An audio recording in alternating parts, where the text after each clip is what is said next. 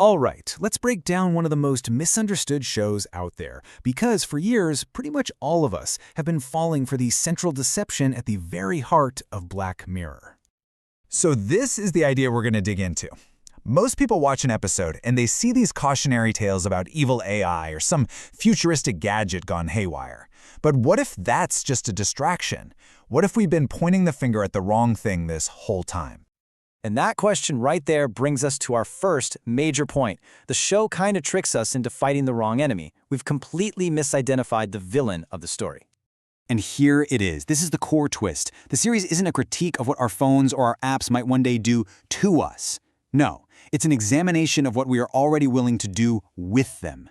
You see, the technology is just the stage. We're the ones acting out the tragedy. This idea, it reframes the entire conversation. The tech, in every single episode, it isn't some corrupting force that creates brand new evils.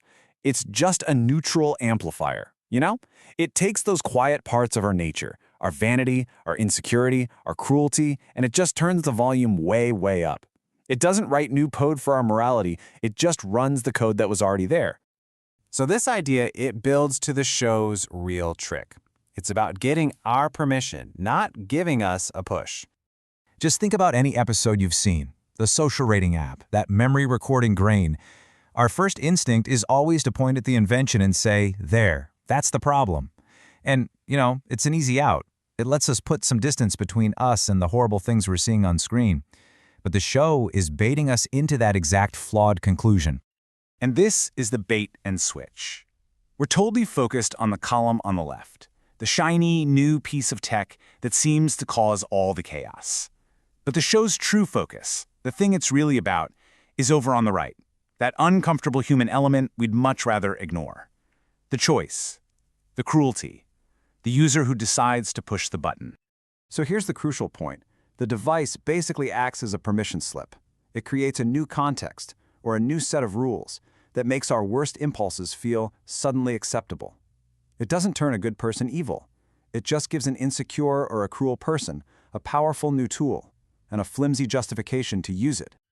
Okay, so if our own choices are the weapon, what's pulling the trigger? Well, that leads us to the real power source behind every disaster in this series, the engine of fear. It's almost never some pure mustache-twirling evil that gets these stories going.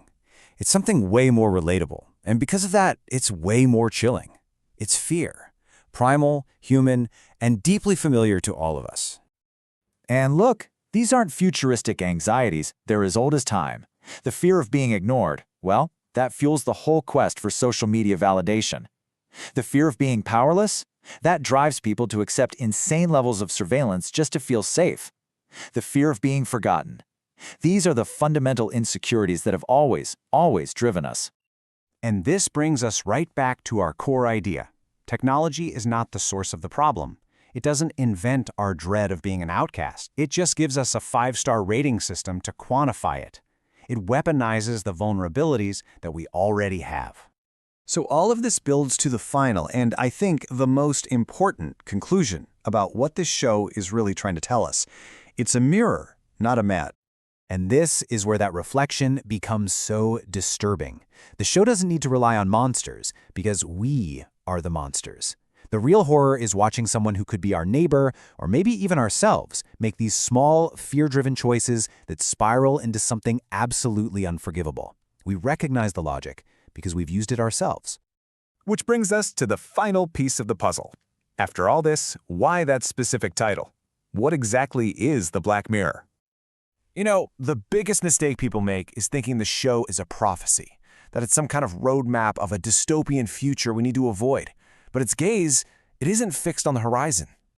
Its gaze is fixed right back at us, right now.